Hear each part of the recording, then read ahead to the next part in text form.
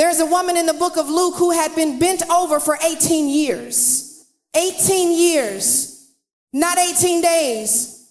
Not 18 months. 18 years of walking through life unable to lift her face. Unable to see the sky. Unable to look another person directly in the eyes. Scripture says she had a spirit of infirmity.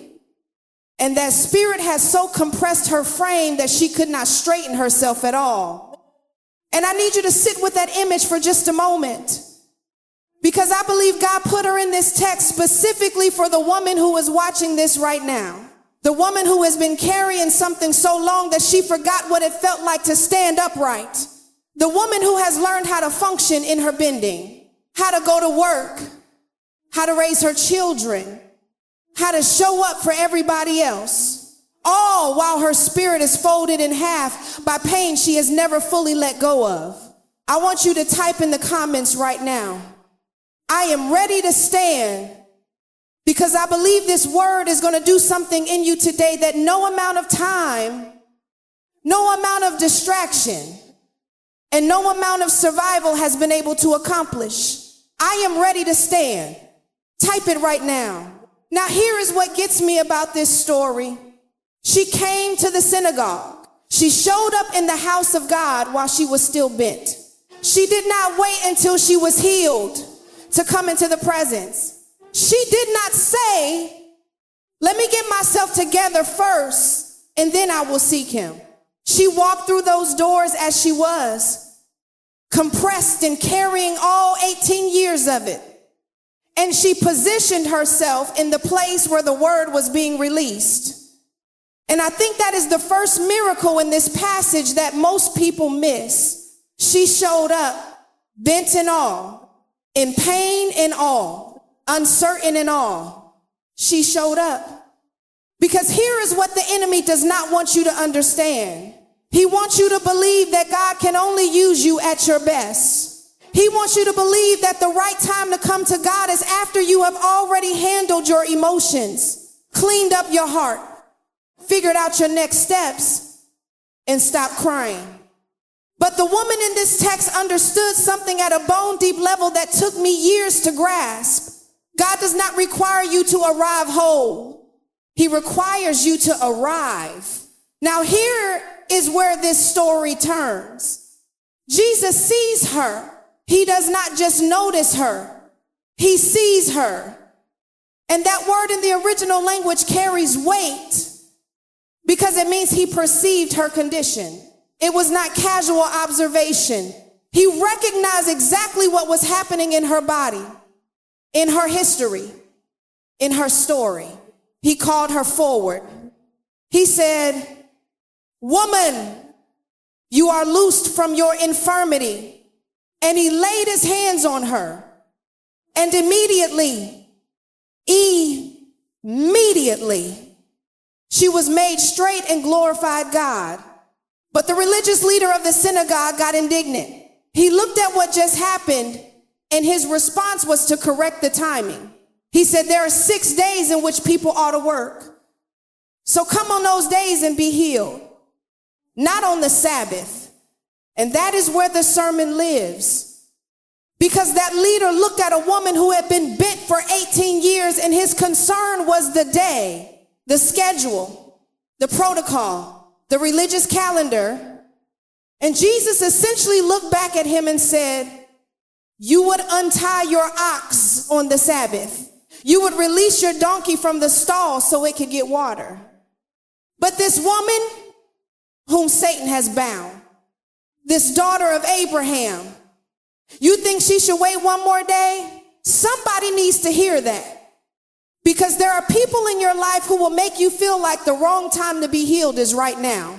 They will tell you that your healing is inconvenient, that your breakthrough is disrupting the routine, that you are making too much noise asking God for deliverance in this season. And what they are really saying is, you should stay bent a little longer so this moment does not make anyone uncomfortable. But Jesus said she ought to be loosed, not eventually, ought, right now, in this place, on this day, Today, healing is not on the wrong schedule. You are not too early. You are not too late. You are right on time. Now I want to talk about the word infirmity, because we tend to spiritualize it so quickly that we skip what it actually means. In this passage, the word describes a weakness, a condescend, a long-standing pressure that had gotten inside of her body. And scholars note that this was not just physical. This was something that had attached itself to her whole person. 18 years of a compressed life.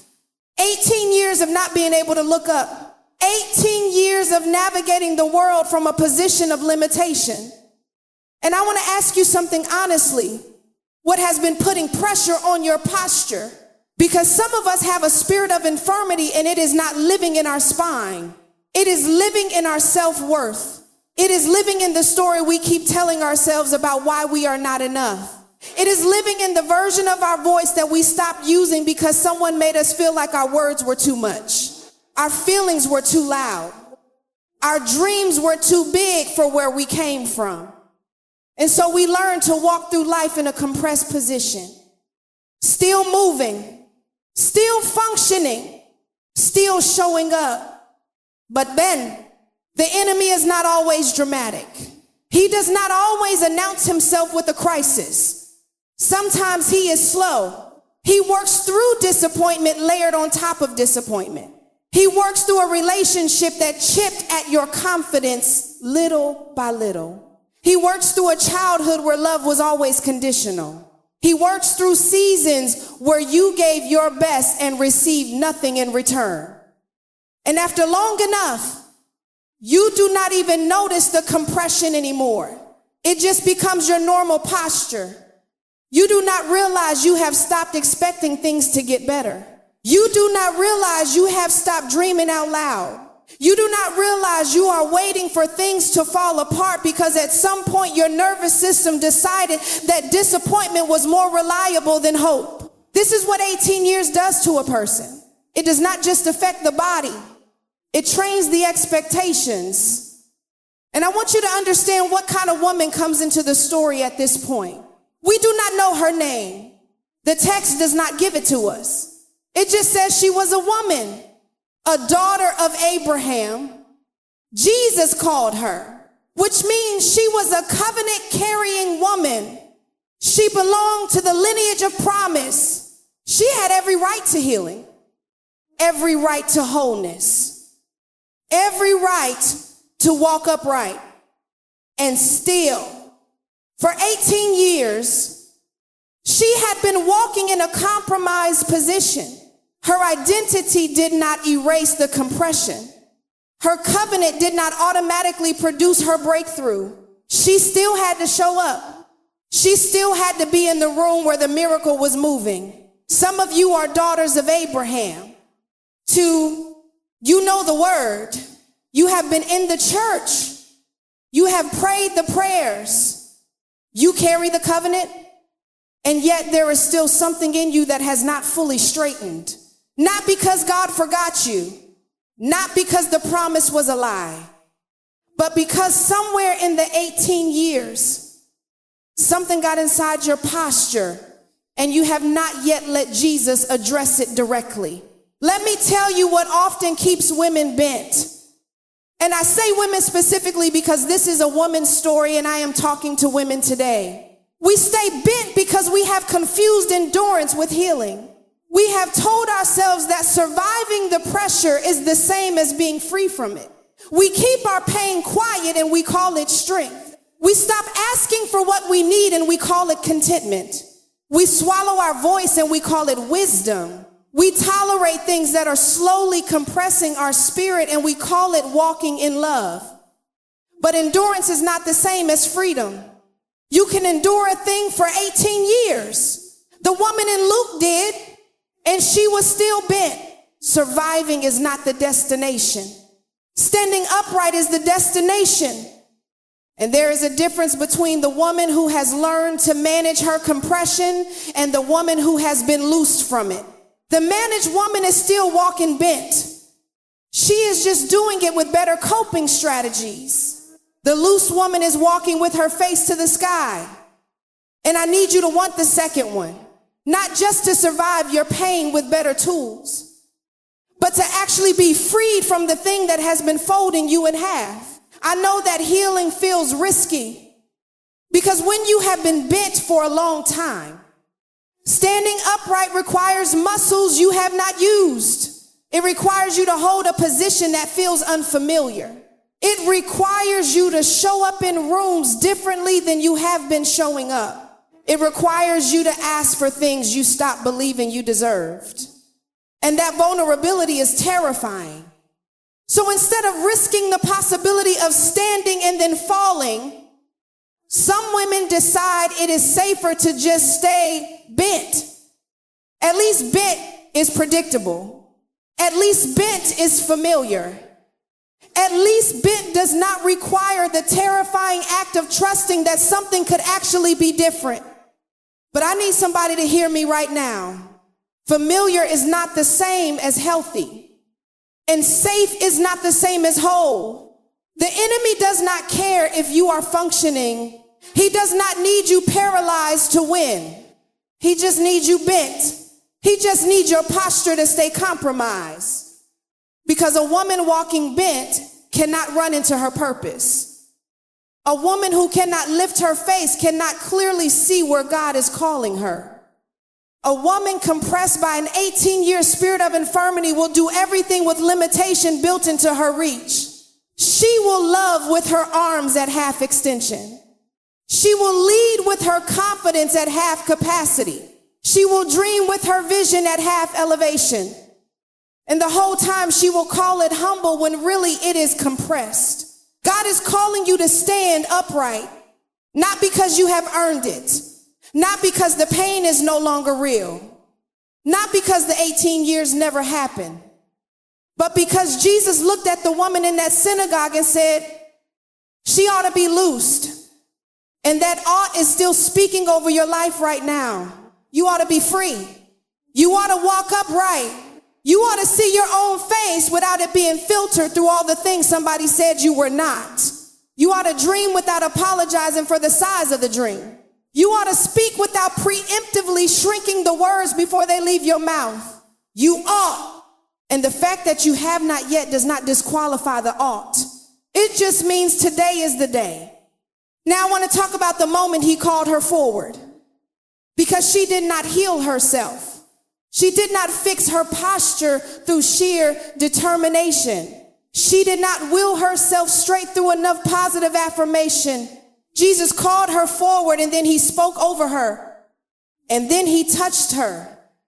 And in that specific sequence, there is something I need you to receive. The calling came first. Before the touch, before the word of release, he saw her and he called her forward. And I believe that means something for you today. Because sometimes healing begins not with a dramatic encounter, but with a call. A small nudge in your spirit that says, come here, step forward. Do not stay at the edges of your own deliverance. Come closer. Step into the middle of this thing. Stop watching the miracle from the back wall and start moving toward it, even though you are still bent. Even though you are not sure it is for you, even though it has been 18 years and hope feels almost embarrassing at this point, come forward. And then he spoke release over her before he ever touched her. He said, you are loosed. Presentens, not you will be loosed. Not you deserve to be loosed eventually. You are loosed. Right now, in this moment, the speaking preceded the manifestation. And I want somebody to understand that sometimes God declares something over your life before your body or your circumstances have caught up to the declaration. He speaks the freedom before the posture straightens. He announces the wholeness before the healing fully manifests. And your job, in that tension between the declaration and the demonstration, is to keep coming forward. Keep stepping toward what he said, even when the evidence in your body or your life has not yet caught up. This is the part of the story that most people rush past. She was called He spoke, then the touch came, and immediately she was made straight. Immediately, 18 years collapsed in one moment of encounter. Not because she had perfect faith, not because she had prayed the right prayer, not because her life was in order before she walked through those doors, but because she positioned herself in the place where the word was moving, and she came forward when he called, and she received the declaration before the demonstration arrived. That is the sequence. That is the pattern. And it is available to you right now. Let me bring this home. Because I know there are women listening who are not just dealing with a physical thing. I know that the bent posture some of you are carrying is emotional. It is the way you move through every new relationship already braced for disappointment. It is the way you present ideas at work in a voice so small that nobody can hear the brilliance inside them. It is the way you say yes when you mean no, because 18 years of being penalized for no has trained you to keep the word small and the sacrifice large. It is the way you pour everything into everyone else and then wonder why you are running on empty. It is the way you have learned to make yourself convenient rather than whole. And here is the reframe I need you to receive.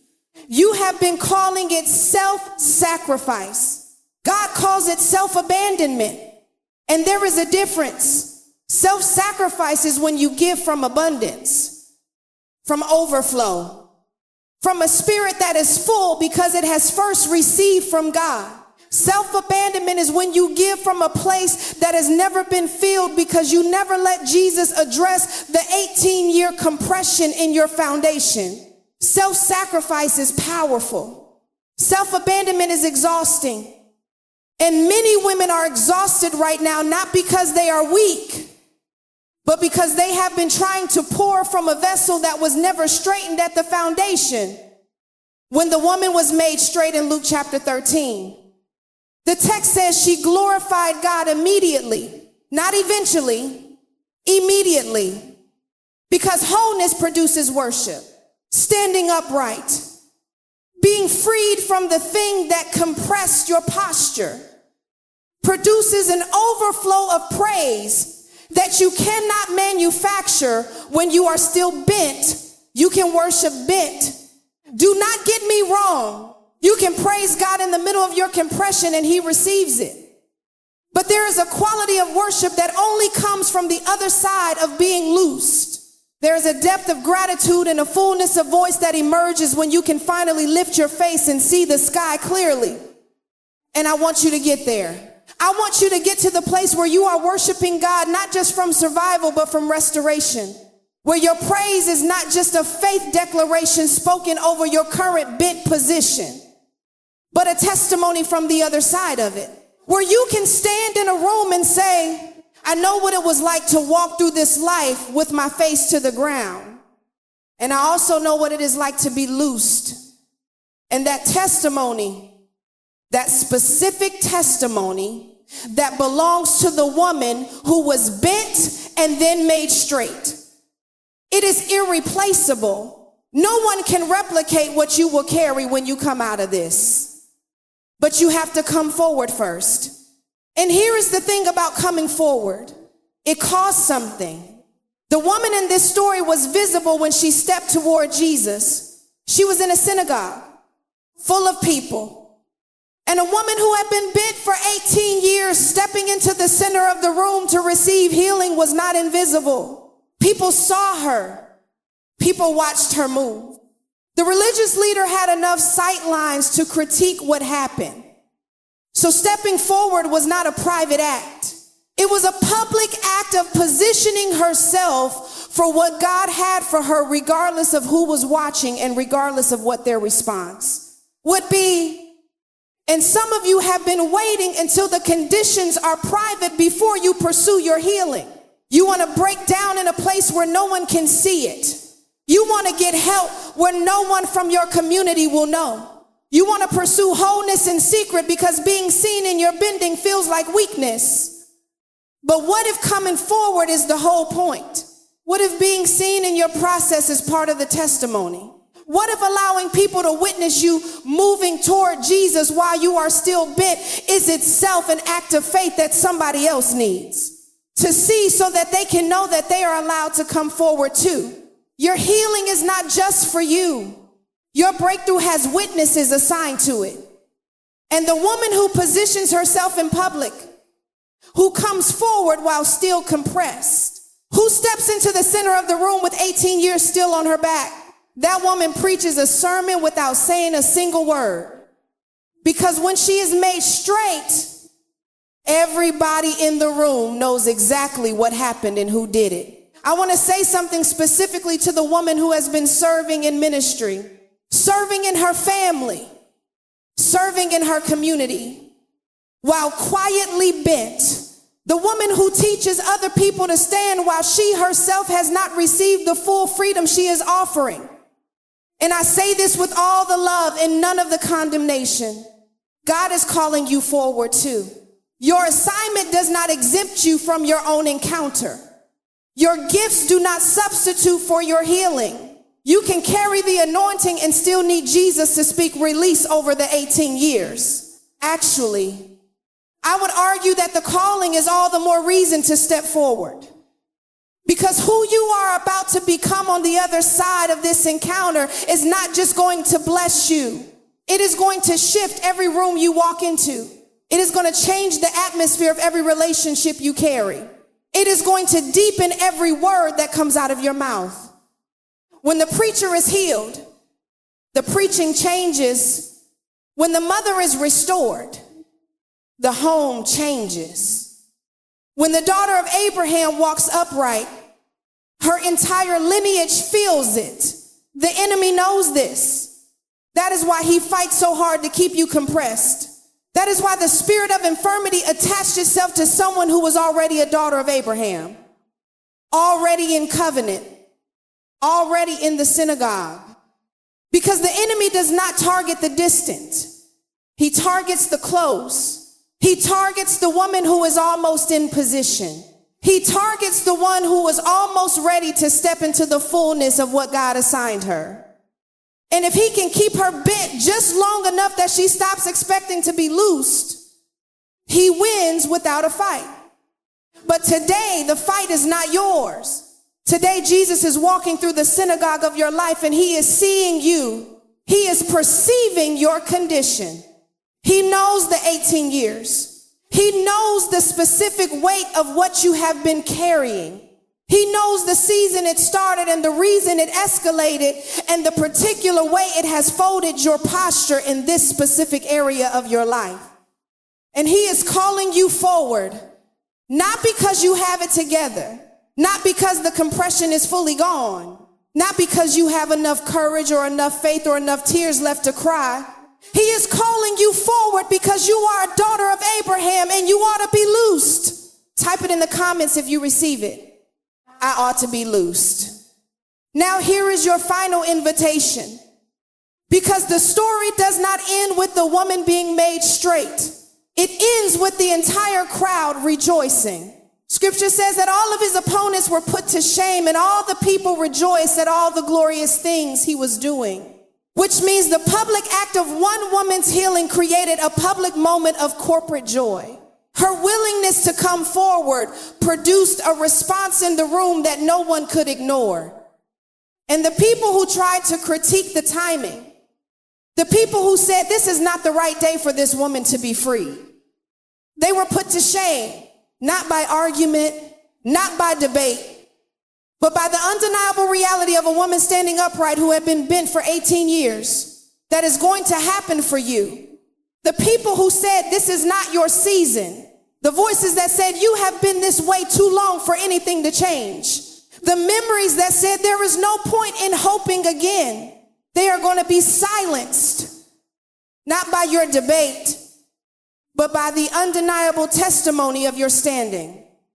And when you are made straight, and I believe you will be, you are going to glorify God immediately.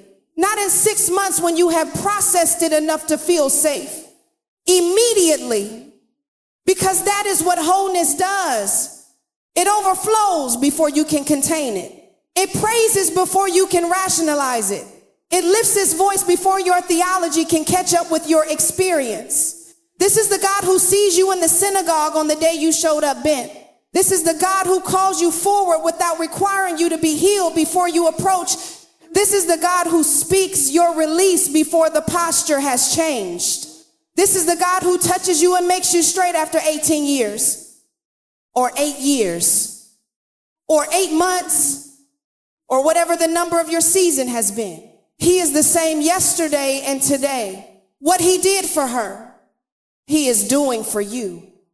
So today, right now, in this moment, I want you to come forward, not metaphorically, in your spirit.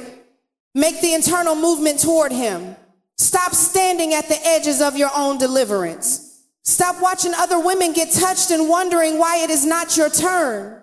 Stop managing the compression and start allowing him to address the root of it. Stop calling survival your destination when God is offering you wholeness. Come forward, because you are a daughter of Abraham. You are a covenant-carrying woman. You have every right to walk upright in the purpose he designed for you. And the spirit of infirmity does not have the final word over your posture. Jesus does. And what Jesus says is this: daughter, you are loosed. You are loose from the thing that has been folding you. You are loose from the weight of what somebody did to you. You are loose from the story you kept telling yourself about why you were not enough. You are loose from the expectation of disappointment. You are loosed from the habit of shrinking. You are loose from the fear of standing upright in a room where people can see you clearly and fully. You are loosed. Now straighten up, lift your head, look at the sky, and glorify God with the voice he gave you before the compression ever came.